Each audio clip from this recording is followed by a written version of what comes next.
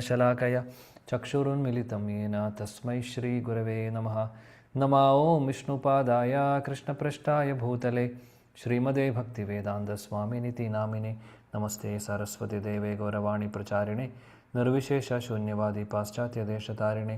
जय श्री कृष्ण चैतन्य प्रभु नित्यानंद श्री अद्वैत गदाधर श्रीवासादि गौरभक्तवृंद। हरे कृष्ण कृष्ण कृष्ण हरे हरे, हरे राम राम राम हरे हरे, हरे कृष्ण कृष्ण कृष्ण हरे हरे, हरे राम राम राम हरे हरे, हरे कृष्ण कृष्ण कृष्ण हरे हरे, हरे राम राम राम हरे हरे। मुखं करोति वाचालं पंगुं लङ्घयति गिरिं यत्कृपातमहं वन्दे श्रीगुरुदीनतारिणं परमानन्दमाधवं श्रीचैतन्यमीश्वरम्।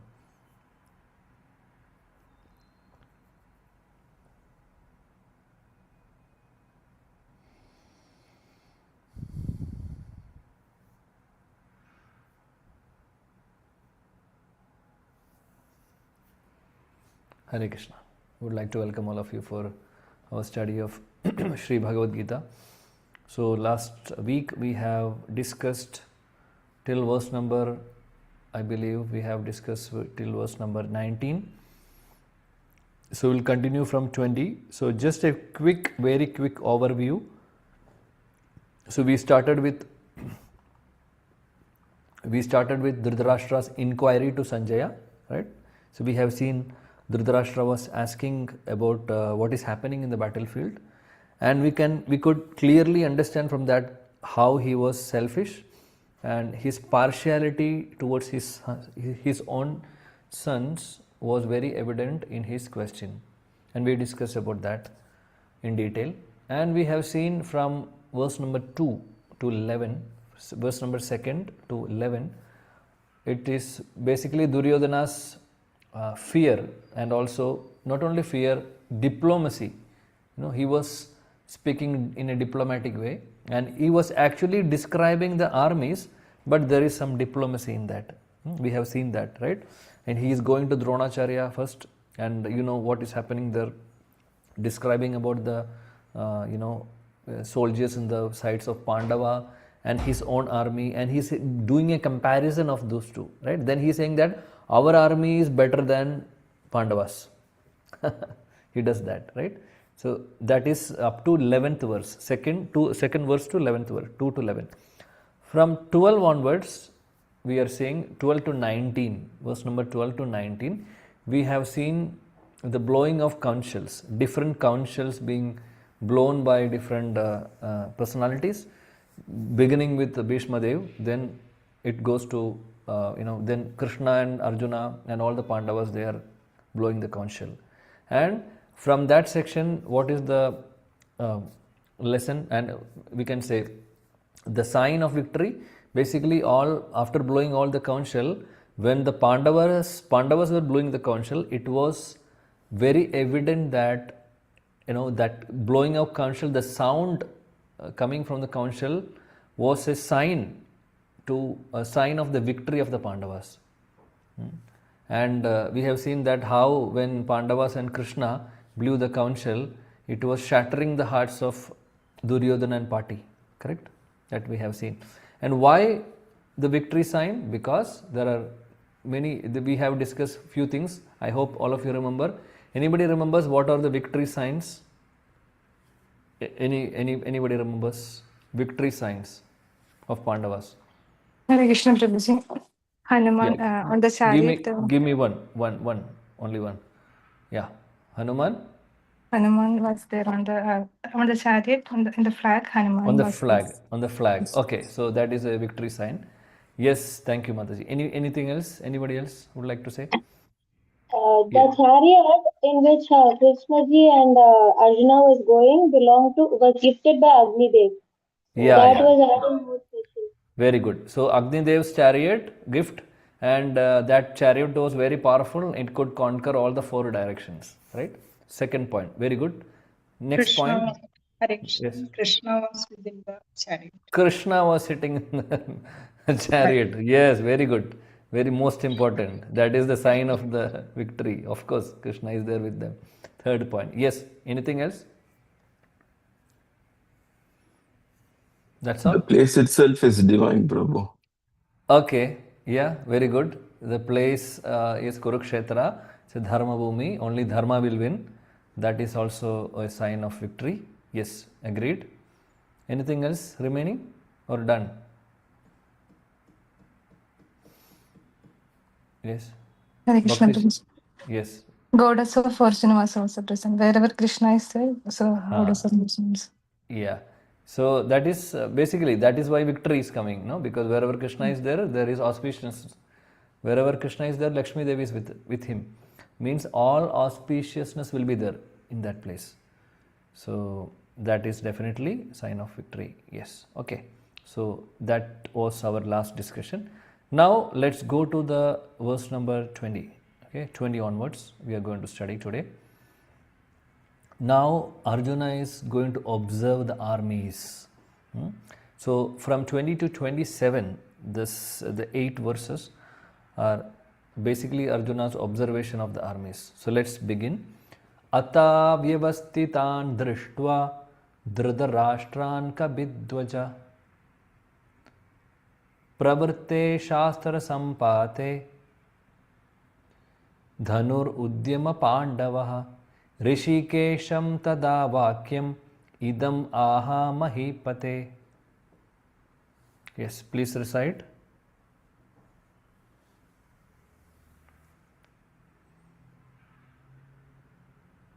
Anybody? Please go ahead. Hare Krishna Prabhu. Yeah. Atha vyavasthitan drishtva dhatra rashtraन् kabidvaja pravritte shastra sampade dhanurudhyamya pandavah rishikesham tada vakyam idamaha mahipate. Hare Krishna. Please read the translation also, Mataji. At that time, Arjuna, the son of Pandu, seated in the chariot, bearing the flag marked with Hanuman, took up his bow and prepared to shoot his arrows. O king, after looking at the sons of Dhritarashtra drawn in military army array, Arjuna then spoke to Lord Krishna these words. Thank you, Mataji. So, here now what is happening? Ata vyavastidan drishtva dhritarashtran kapidvaja pravarte shastra sampate dhanur udyama pandava rishigesham tadavakyam idam aha mahipate. So Krishna, now what is happening there? Arjuna is in the chariot, Krishna is driving the chariot, and the chariot is marked with kabidvaja. Kabidvaja, dvaja means flag, kapi is Hanuman. So already we discussed about this. So Hanuman is there on the flag of the chariot. So that itself is a sign of victory. And what is happening? Arjuna is taking up the bow. He is actually taking the bow now, okay? And he is just preparing to shoot. Anyway, he is getting ready, by the way. He is taking the bow and arrow and getting ready for the fight. During that time, what happened? Arjuna, looking at this is Sanjaya's version, by the way. Sanjaya is telling this. Looking at the sons of Dhritarashtra drawn in the military array, because now Arjuna is seeing the opposite party, how the military formation is and who all are standing there. This is his, he is seeing that who all are standing on the opposite side, and seeing the military arrangement and the people who are standing on the opposite party. Arjuna is speaking to Krishna. Now we will see that from the next verse what Arjuna is going to speak. In the purport, here Srila Prabhupada is mentioning about the significance of having the emblem of Hanuman on the flag. So that is, again, we discussed, that's one of the sign of victory, because we know that Hanuman is a pure devotee. Hanuman is a pure devotee of Lord Ram.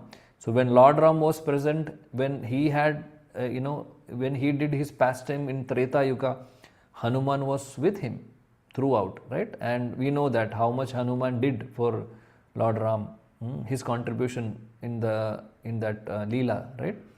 And especially in bringing Sita Devi back and killing, Ravana and all, right? So Hanuman was present, yeah, definitely, and that was wherever Rama is there, Hanuman is there. So likewise, victory is also there. So Hanuman cooperated with Lord Rama. Now here in this battlefield, who is doing? Krishna is with same, instead of Rama, here Krishna. There the story is little different, but here, there in fact Lord Ram wanted to bring Sita Devi back. Here actually Arjuna and Pandavas, they have to do their duty of establishing the dharma, and Krishna is just be with them. So, but in both the cases we can see there is Lord Ram, there is Lord, there is Bhagavan, and also his pure devotee. So here in this case also we can see there is Bhagavan Krishna and pure devotee is Arjuna. So in both the cases one pure devotee and Lord. So whenever there is pure devotee, and whenever there, definitely with pure devotee Krishna will be there.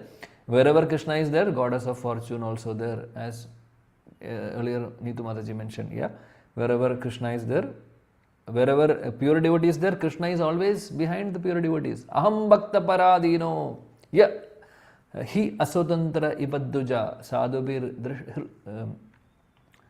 grasta hridayam bhakte bhaktyo janapraya. That is the words of Krishna, Vishnu, in the pastime of Ambarish Maharaj in Bhagavatam. He is saying, Vishnu is saying, Aham bhakta paradino, I become sometimes, I become sometimes I comes under the love of my pure devotees. I become subjugated by the love of my pure devotees. Bhakta paradino, I sometimes surrender to pure devotees. Like that. What is the meaning of it? Krishna is saying that I give myself to my devotees, my pure devotees. So Krishna is ready to give himself to the devotees. That is the mercy of Krishna. If we are worshipping, if we are doing sincerely, if you are doing Krishna consciousness or devotional service sincerely, Krishna is ready to give himself. We don't have to go anywhere else. He is going to give himself. That is the ultimate, ultimate of ultimate. That's the greatest thing what we are all aspiring for, right? And Krishna is ready to give himself to us. Tulasi dala matrena jalasya chulukena va vikrinide swa atmanam bhaktebhyo bhakta vatsalaha. Beautiful verse from different Shastra, Gautamiya Tantra. This verse says, Tulasi dala matrena jalasya chulukena va. If you are worshipping Krishna by just little Ganga water and Tulasi. Tulasi is very powerful. Krishna and Vishnu likes Tulasi very much. So if you are worshipping Krishna with Ganga Jal and little Ganga Jal and just a Tulasi leaf or Tulasi buds, manjari, then what it says, the verse says, Tulasi dala matrina jalasya chulukenava, means just a palm full of water, Ganga water and a Tulasi leaf or Tulasi manjari. Vikrinide swa atmanam bhakta janapriya. He is saying, Vikrinide swa atmanam. I give myself to that devotee who is doing such worship. I give myself to that devotee. That verse says. And another verse in Mukundamala, Nadena purushotametra jagadam ekatipe chetasa. In that verse, Seve swasya padasya datari pare narayane tishtati. And the first two lines says, Krishna is the supreme boss for all of us. He is the boss, ultimate boss. And that boss is not like our ordinary boss here in this world. Our ordinary boss, how they are. Like we are under some boss, so we have to get the blame, we have to get the criticism, and they will screw us, they will pressurize us, and we are like begging them, please, I want job, I want salary, so I am, whatever you say, I am ready to bear, like that. So we are all under some material bosses of this world. For what? Just to get some little money for our survival, right? That verse, beautiful verse of Mukundamala. Sevye swasya padasya datari pare narayane tishtati yam kinjit purushadamam katipaya gramesham alpartatam sevaye mragayamahe naramaho mutavaraka vayam. So actually such people are fools. Shastra says that because we are going behind such fools like boss of this world and asking some petty things from them. Give me some money, I want this, I want this. So whatever they say, we are ready to, even they blame us, criticize us, we are ready to hear that. Why? Because we want some money to live. So that verse says, why we have to go behind such petty bosses of this world? Go to Krishna. He is the ultimate boss of the entire creation. Everything comes from him. Everything belongs to him. And he is ready to give us everything, even if we are just meditating him, just thinking about him in the mind. We don't have to do anything. For the boss of this world, we have to do everything. We have to do physically, we have to serve them, we have to do everything to please them. Right? So many things we have to do to please our boss of this world, bosses of this world. But that Krishna is so merciful that just by remembering him in our mind, he is ready to give his sevye swasya padasya datari. He is ready to give his own position. In the sense, he is ready to give his own kingdom, spiritual world to all of us. He is such merciful. Just by thinking him in our mind, we don't have to even do anything else. That much merciful is our boss, supreme boss Krishna. So the point is that Krishna is so merciful. So merciful, he is ready to give us anything and everything. So we have to worship him. So wherever devotee is there, Krishna is there. Wherever Krishna is there, victory is there, Lakshmi Devi is there, fortune is there. Yeah, that is the point. Now, some quotes from Prabhupada, from his one of the lecture. Prabhupada says, this is Vaishnavism. What is it? Can somebody read this, please?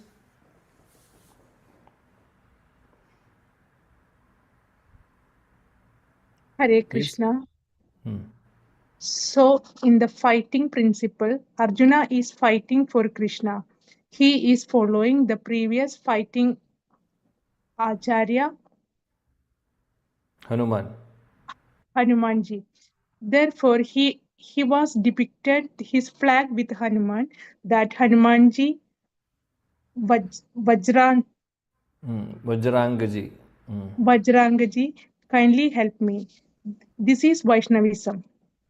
I have come here to fight for Lord Krishna. You fought also for the Lord. Kindly help me. This is the help idea, Kabitwaja. So any activities of the Vaishnava, they should always pray to the previous Acharya. Kindly help me. Kindly. This is Vaishnava. Is always thinking himself helpless and begging help from the previous Acharya. Thank you. Bhagavad Gita. Bhagavad Gita 120. The same verse Prabhupada was speaking in London on July 17th, 1973. This is from one of his lecture. So Prabhupada is saying this is what we should follow. Like see, Arjuna is now taking, praying to Hanumanji because Hanumanji is on the flag. Please help me. So like the Prabhupada says, this should be the mood. We have to always think that we are helpless. We should always think that we are helpless and we have to beg, we have to depend upon the help of our previous acharyas, our gurus and even Krishna. So we should always think that I don't have, see, all our skills, what we have, dear devotees, it's not our skills. It is given by Krishna. He is giving us. So basically because of him, something we are able to do in this world. So anything we do, that's what Prabhupada mentioned. Vaishnavas are like that. They are always depending upon Krishna. They are always depending upon their guru and all the previous predecessor acharyas. When we depend upon them completely, then their mercy their mercy and their empowerment will fall on us naturally, and then we will be successful.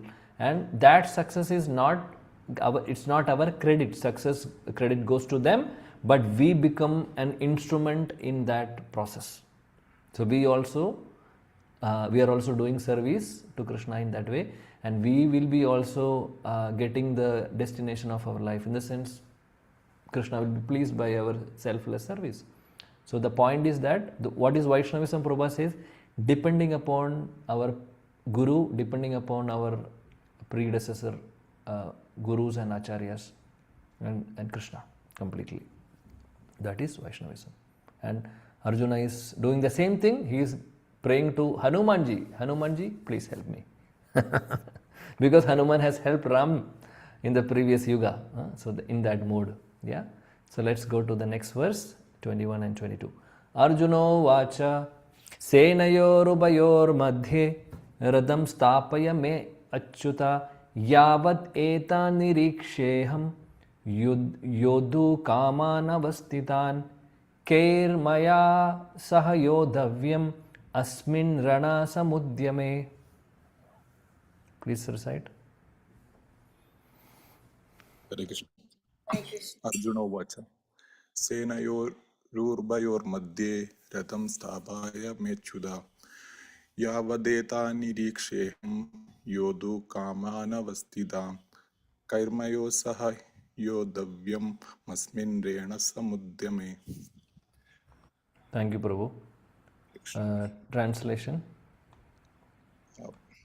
Arjuna said, "O infallible one, please draw my chariot between the two armies so that I may see who is present here, who is desirous of fighting, and with whom I must contend in this great battle attempt." Hare Krishna. Thank you. So here now Arjuna is speaking. So Arjuna is speaking, telling Krishna, say, this is what is happening. Krishna is speaking to Arjuna, Arjuna is asking Krishna to take this chariot. Please draw my chariot. He is calling him as Achyuta. Achyuta is the name of Krishna. Achyuta means infallible. Means Chuta means fallible, or one who can fall down from the position. So Achyuta means one who will never fall down from the position. What is the meaning of that? Falling down from the position means not like all of us. Basically, Krishna is always Krishna. Krishna is always Supreme Lord. He is the always Supreme Personality of Godhead. There is no Chuta. There is no fall from that position. He is always, for eternity, He is Supreme Personality of Godhead. That is why He has the name Achyuta. So now He is calling Him in the name of Achyuta. Oh Achyuta, can you please take this chariot between the two armies, and may I see who all are present there, who all are desired to fight now, and with whom I should fight. I want to see this. I want to see the armies. So please take the chariot in between the two armies. See, dear devotees, see the relationship. Prabhupada mentions in the purport also. See the relationship between Krishna and Arjuna. He is speaking to the Supreme Personality of Godhead. First of all, Krishna is a chariot driver. The Supreme Personality of Godhead, the cause of all causes, everything is the creator of all creations. He is sitting there as a chariot driver. And it's Arjuna's chariot. Krishna is only a driver. Like we are calling a driver to drive our car, something like that. See what is the position of Krishna and what job he is doing now. That is the mercy of Krishna. Krishna is ready to do any kind of service to his devotees. So whoever is surrendering to Krishna, that's what we mentioned before, he becomes their puppet kind of. Anyway, we have to understand pure devotees only. He will not give that position to anybody. He will not give that mercy to all. So here Prabhupada mentioned the relationship between Lord and his servitor is very sweet and transcendental. So we can see that between Arjuna and Krishna.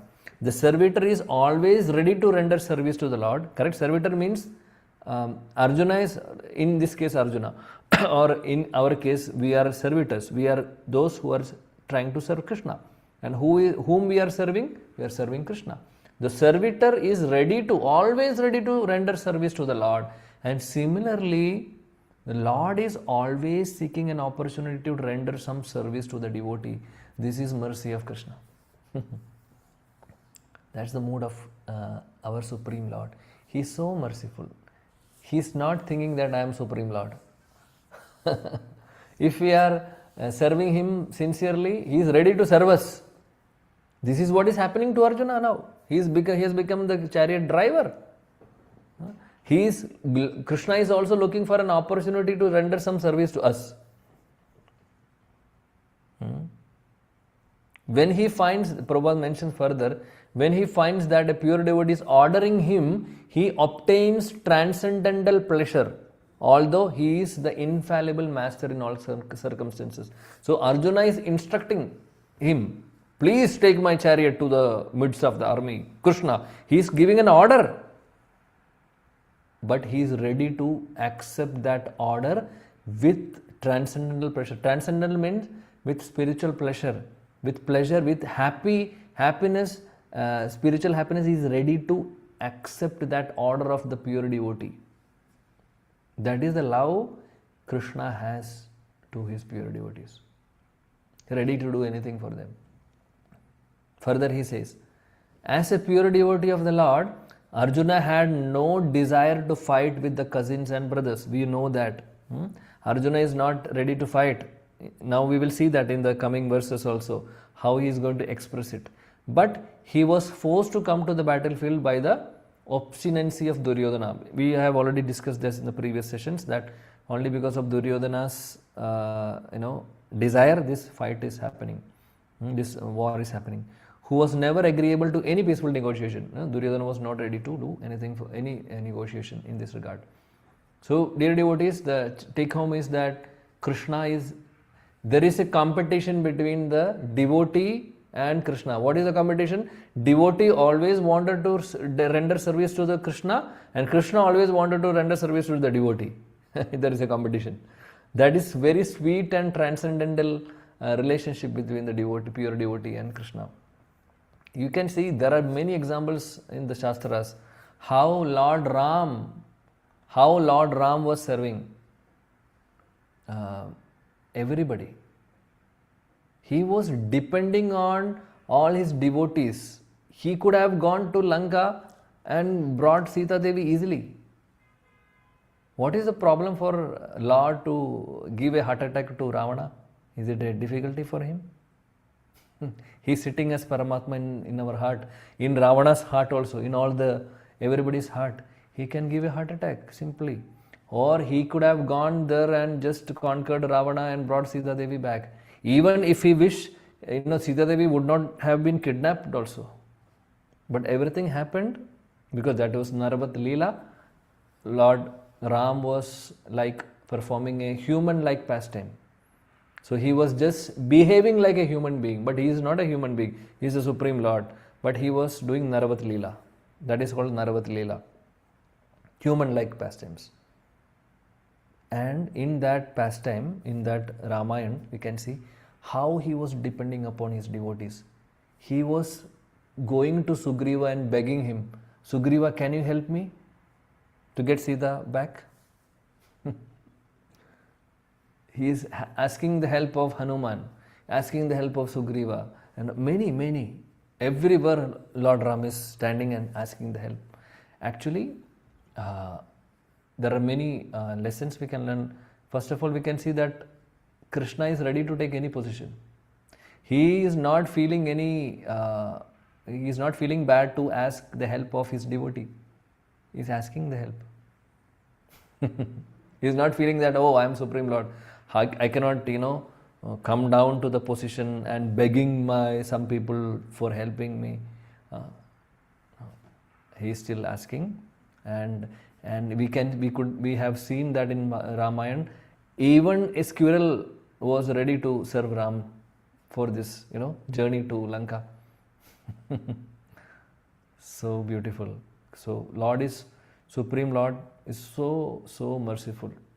We can't imagine how much merciful they are. I mean, how much merciful He is. So even another example I was remembering about Sudama. That is coming in Bhagavatam. When Sudama is coming to meet Krishna in Dwaraka, Krishna is running.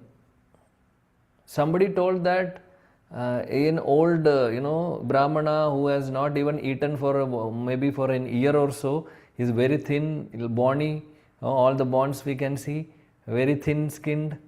Somebody is there.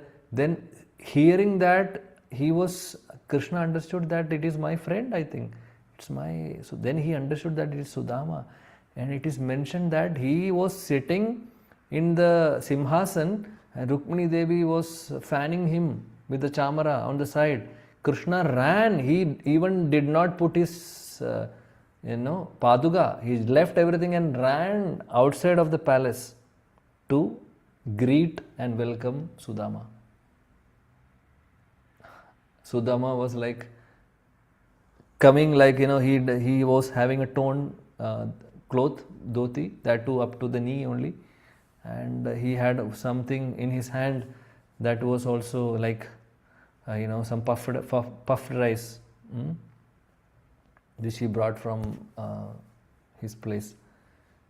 And Krishna is holding the hand of that Sudama and keeping on his chest and telling him, Sudama, I am very happy to see you after many, many years. Krishna started crying and taking the hands, pulling, keeping the hand of, he is actually holding Sudama and actually he is running inside the palace. He is taking him into the palace with holding the hands. And he made him sit on his Simhasan. And Krishna is sitting down next to the feet of Sudama, holding the feet of Sudama, and asking Rukmini Devi and everybody to bring, the fragrant water to do Abhishek, to wash the feet of Sudama. And Krishna himself, with his lotus palms, he is doing this Abhishekam of Sudama. After that, he is wiping with his own hand. So merciful. That is our Krishna. That much love Krishna has to his pure devotees. Why are we worrying about anything? He is there to help us. He is there with us always. It is just a matter of, he is there. We are not actually calling him. We are thinking that somebody else is my eternal well-wisher. Somebody else is there, will be with me always. Only that person is going to be with us. He is the only best friend for us, whom we can trust 100%. He will never ever cheat us. He will never ever cheat us.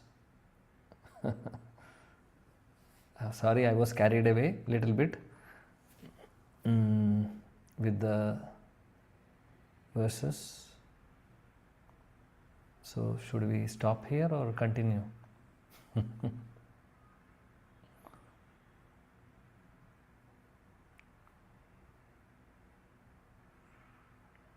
I'm sorry, sometimes.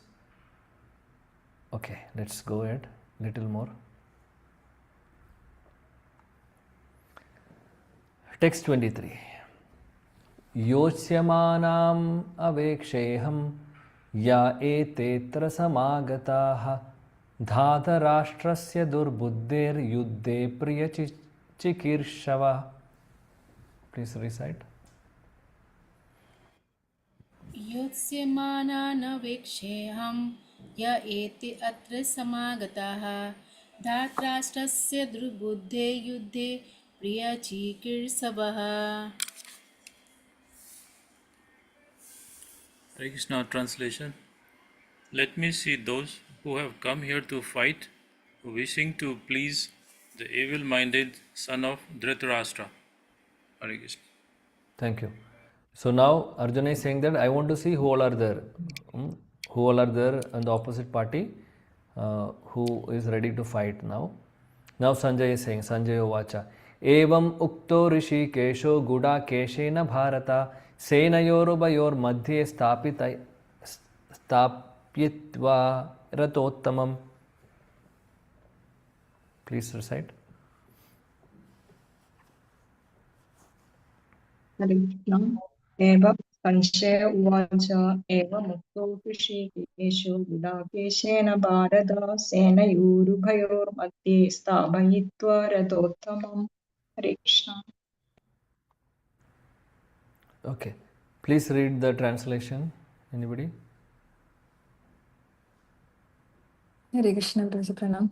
Translation: Sanjaya said, O descendant of Bharata, having thus been addressed by Arjuna, Lord Krishna drew up the fine chariot in the midst of the armies of both parties. Hare Krishna.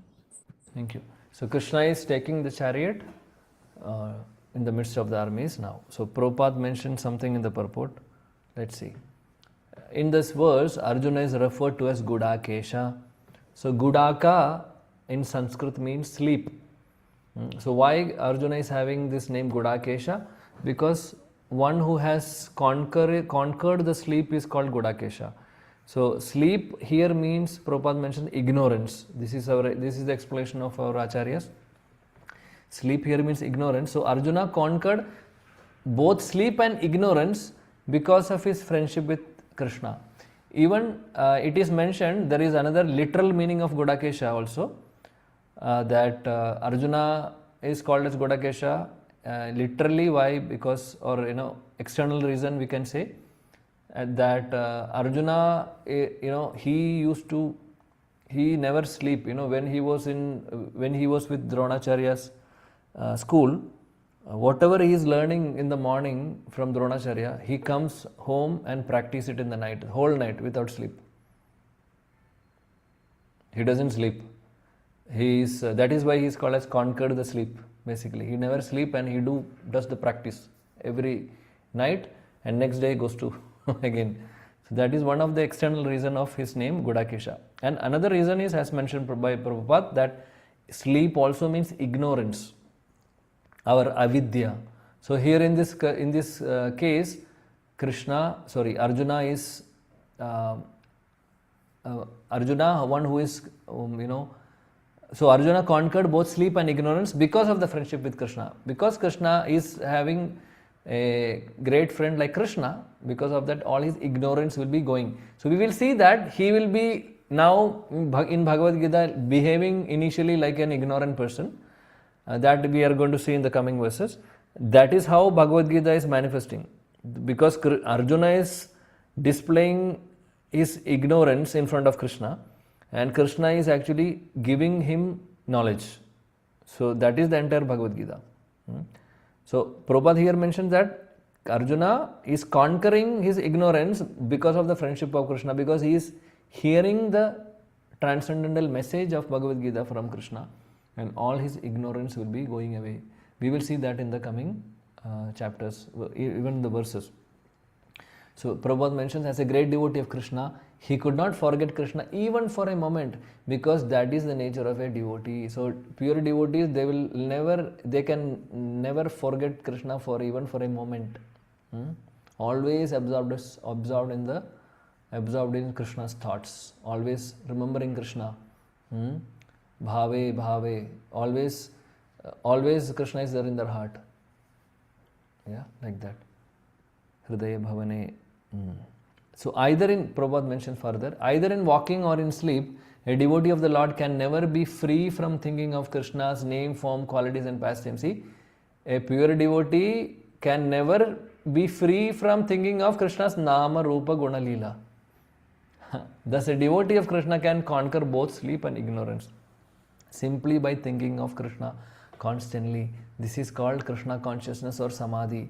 So by remembering Krishna, dear devotees, by remembering Krishna's Nama, Rupa, Guna, Leela, we will be coming out of ignorance. Not only that, there are many benefits of remembering Krishna, unlimited benefits.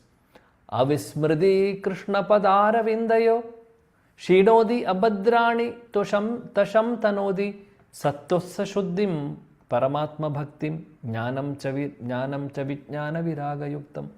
This is one of the beautiful verse from Bhagavatam. Says, Avismriti Krishna padara vindayo. If you are remembering the lotus feet of Krishna, if you are remembering Krishna, what are the 7 effects? Number 1, there are 7 effects in this verse of remembering Krishna, or 7 benefits or effects of remembering Krishna. What is that? Number 1, Avismriti Krishna padara vindayo Shinodi abhadrani. Shinodi abhadrani means by remembering Krishna, all our anarthas, abhadrani means all the unnecessary, kalmashas or unnecessary anarthas in our heart will be removed. Shinodi abhadrani. Then second, that is the first effect, removing all the anarthas from our heart. Kama, krodha, lobha, moha, mada, malsarya, all this, that is lust, anger, greed, pride, envy, all these are anarthas. Everything will be removed by remembering Krishna. That much power has. That's first point, first effect. Second effect is that Sham Tanodi. So, first point is that removing all the inauspicious things, and second effect is Sham Tanodi means we get all auspiciousness. So, first is removing the anarthas or inauspicious things, and second is getting all the auspiciousness. That is second effect. Next, third effect, Sattvasa Shuddhim means our heart will become purified, or our intelligence, our mind will become purified. So, first point, removal of all inauspicious things from our life. Second, getting all auspiciousness in our life. 3 is Sattvasa Shuddhim, our heart and our mind will be purified. Third point, third effect. Fourth, Paramatma Bhaktim. We get pure bhakti also by remembering Krishna. 4. Then, Jnanam. We get all the knowledge required to go back to Krishna. Means we get all spiritual knowledge, transcendental knowledge, Vidya. So then Vijnana, 6. 5th is Jnana or knowledge. 6 is Vijnana. So it is not just theoretical knowledge, but realized knowledge. So knowledge and realized knowledge is different. Knowledge is, if it is not connected to Vijnana, then it is useless. So Jnana should be with Vijnana. We were discussing about Hiranyakashipu in the last class sometime. That Hiranyakashipu was very expert in Shastras, but he did not have a Vijnana. He had only theoretical knowledge. So Jnana, Vijnana is always together here. So we get Jnana and Vijnana. So that is 6th is Vijnana, and 7th is Viraga. Viraga means Virakti. Virakti means renunciation, or we can say detachment to material things. 7 effects. Yeah, let us go through one more time. Avismriti Krishna padara vindayo Shinodi abhadrani. All the inauspicious things in our life will be washed away, and Shamsanodi, all the auspiciousness will come to our life. Second. 3. Sattvasa Shuddhim, our mind and heart will become purified. 4. Paramatma Bhakti, we will get pure bhakti in our heart, we will get pure bhakti to Krishna. 5. Jnana, knowledge. 6. Vijnana is realized knowledge, and 7 is Viraga, is detachment from the material things. That is the effects of remembering Krishna. That are the effects from Bhagavatam, straight from Bhagavatam, 12th canto. Okay, so Prabhupada reminded us this verse. In fact, he did not quote here, but when we read that, I was remembering this verse because Prabhupada mentions that a devotee is never ever forgetting Krishna. He is always remembering Krishna's Nama Rupa Guna Leela, and in that consciousness, that is called Krishna consciousness or Samadhi. He is always remembering. So if you remember, what will happen is what we discussed. What are the effects? Okay, so thank you. I am stopping here. Srila Prabhupada ki jai, Bhagavad Gita ki jai. Nitai Gaur Premanade.